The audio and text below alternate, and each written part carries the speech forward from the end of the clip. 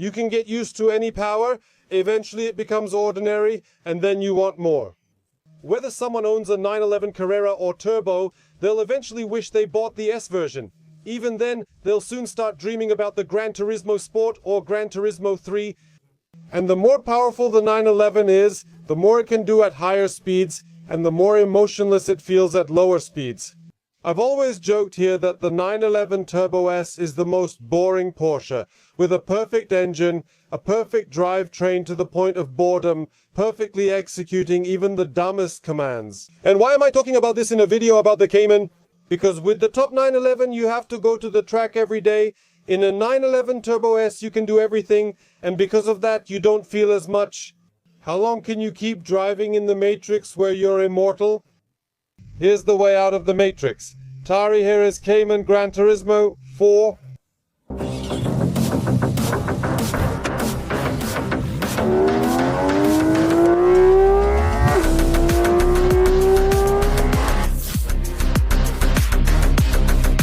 Someone at Porsche did something brilliant and put a naturally aspirated engine from a Porsche 911 into the Cayman. Let's go.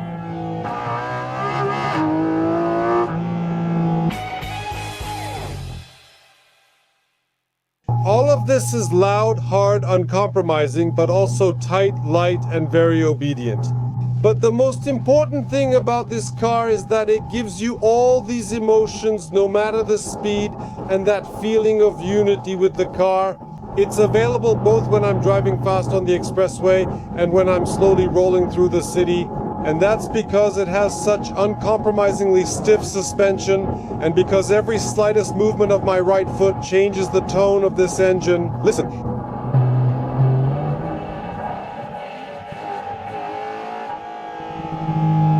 I could make a song out of this, and it would be a good song, I suppose, if we cut it up like that. There are an infinite number of notes up to 9,000 here, and it all really creates a sense of unity with the car. Because look, you'll see it from this camera. Now I'm holding my hand on this engine, on this one right here. How am I supposed to feel any different in this car than being a part of it?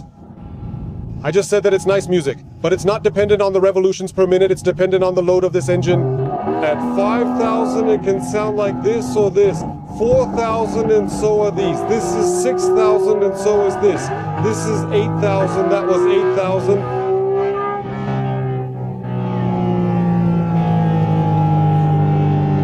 I'm sorry. A person just becomes a child? And I think that's the main purpose of creating this car, so you can feel all those emotions at any moment, in any dose, with the sound, the vibrations, not necessarily with speed.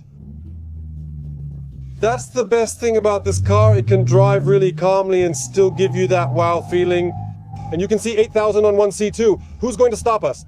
Here you go, we can downshift here. Here you go, 1C.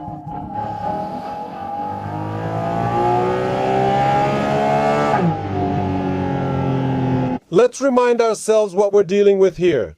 4-liter boxer engine, 500 HP, 450 M, 0 to 100 km/h in 3.4 seconds, 0 to 110.9 top speed, 315 km/h and max revs of 9,000. We also checked the 0 to 100 time, but our measurements didn't come close to 3.4 seconds. But that's not because of the engine's weakness, it's simply due to a lack of traction, even though we obviously have wide tires in the back.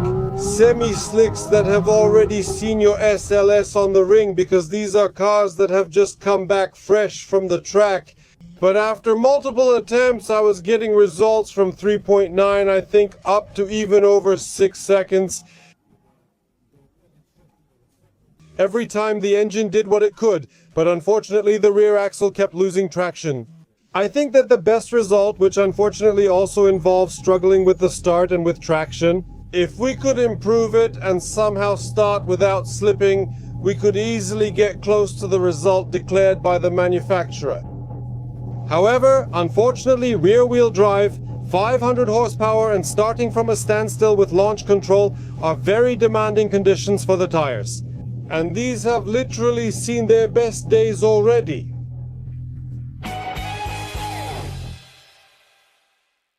Generally, the Gran Turismo 4, aside from all these stickers that are everywhere, stands out from the regular Cayman. Well, with a big spoiler, just look here in this spot. In a regular Cayman, there's a window, but here we have extra air intakes, and these gills on the fender also make quite an impression. Of course, there are plenty of these details and little things, but these are the ones that are visible from the greatest distance. Most of the Gran Turismo 4 Rennsport models, because there are a few available in the Porsche press fleet in Poland this year, are equipped with the Weissach package, which definitely makes this car stand out very favorably. Because it has carbon accents on the spoiler, it has carbon accents. Here, in the place where this car has plastics, it also has carbon accents on the hood, which by the way is actually carbon in this car, but here the carbon is covered with a layer of paint. This car blends in with the crowd a bit more, it stands out a bit less. Although they didn't quite succeed with those gold rims, but the best surprise is waiting for us inside. Inside we won't find sporty bucket seats, which are great for the track but very uncomfortable for everyday driving. Instead there are multi-contour, comfortable seats. The only thing they're missing for complete comfort is ventilation, but apart from that you can adjust every dimension just the way you want. So I got the version. Thank you for watching. See you in the next ones.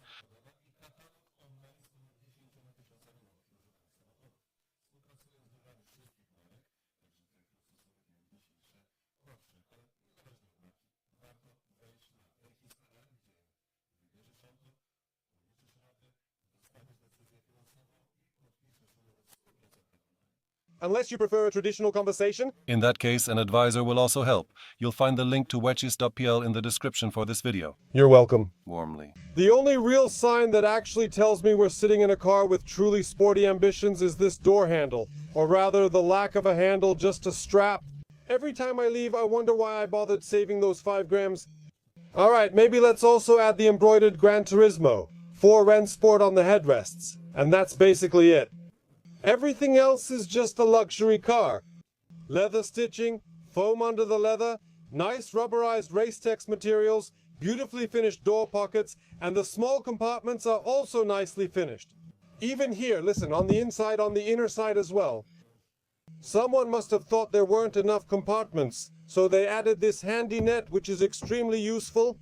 Considering that on the right side the only compartment we have is just this one, which fits about 5 zlotys, and that's it, there's no more space. Here under the armrest you'll find a spot for your phone. Not too thick, not too big, and when it comes to the armrests themselves, on the right there is slightly soft, and on the left side it's exactly the same. Let's be honest, this isn't a car for resting your elbows on the armrests. Here, you keep your hands on the wheel and focus on driving, just as you put your phone in the armrest and don't use it. Now for the driving impression. Sorry about my voice. Talking over this engine is impossible. I'll talk about this car in 2 contexts. The highway, which I don't have much of left here, but there's not much to say about it anyway. And the city. However, there won't be a third point, there won't be a track, even though this is obviously a typical track car, but I think that aside from what it can do on the track, and it can definitely do a lot. When I think about how many Porsche owners regularly go to the track, I think it's not many. Therefore, for me, the Cayman with this crazy engine straight from the Gran Turismo 3 is a car that allows even those who don't go to the track regularly to enjoy this car to the fullest, even on a route like this, just like here. Or regardless of the speed limits, whether it's 120, 90 or even in the city, and also regardless of the limits, it could even be 20 before the speed bump. What kind of emotions are these? Whether it scrapes the front or not, you can lift it and make it roar at any speed. It's a characteristic sound that reminds me of some mechanism working without oil, where metal rubs against metal. Anyway, here it is. This car, especially this version with comfy seats, is great for long highway trips, in my opinion. That's because its noise level actually isn't determined by the RPMs. Ultimately, it's just about the load, so if we don't care about the load, sounds, noise, or making an impression on anyone, including ourselves. And you can't hear this engine at all because it has 7 gears, which is enough to drive at 120 with low RPMs, so we'll be rolling along like a tram. This car can be polite, of course it's stiff, but again, if we're driving on a good road, then on a smooth road it won't bother us either. We can't take 15 suitcases, but this car is pretty good for a trip. However, around the city things start to happen. I don't want to call it trouble because we're just entering Warsaw now. It's not trouble, it's just an intensifying palette of emotions. I've mentioned the speed bumps. It's surprisingly maneuverable, but visibility is very poor. Back here to the right or left you can't see because of the huge spoiler. Also the sound is an issue. We're driving through a tunnel, and of course we can't resist, so we give it a little rev. And here, it's really not about speed at all. That's pretty characteristic for this engine, because it's naturally aspirated, it needs to rev up. The way it delivers power isn't really directly dependent on how hard you press the gas or how loud it roars, because it gives the most power at higher revs. At around 5,000 or 6,000 revolutions per minute and higher, the performance keeps improving. 1,000 revolutions per minute, but around normal driving, I don't know, 2,000 to 3,000. Just like when we're driving, we press the gas. Did you hear that much? Did you hear if our car accelerated? Well, it accelerated a bit, but was it adequate to the amount of noise it made? Absolutely not. 6th gear again, up to 80, but I'm at 60, accelerating by 20 per hour. Alright, I downshifted. I pressed too hard, but if I pressed more gently, there you go, it pulled me up to 80. But you see, there's a lot of noise.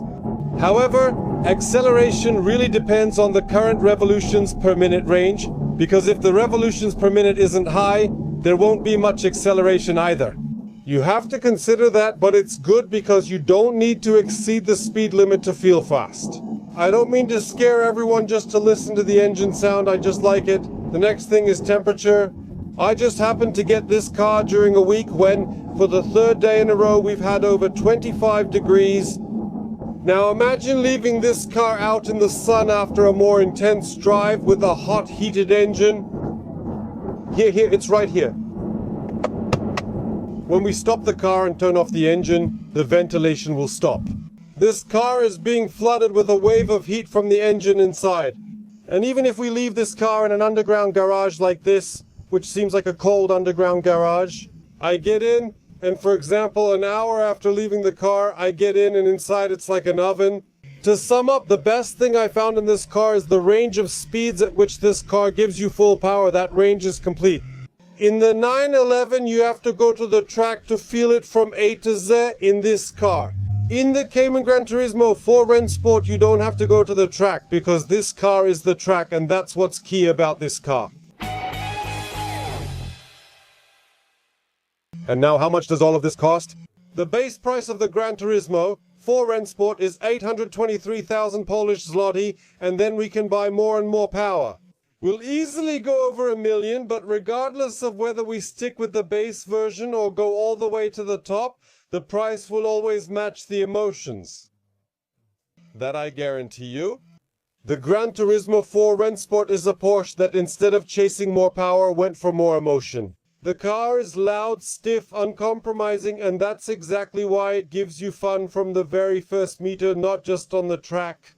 Of course, this car demands your full attention as a driver, but in return it can become addictive.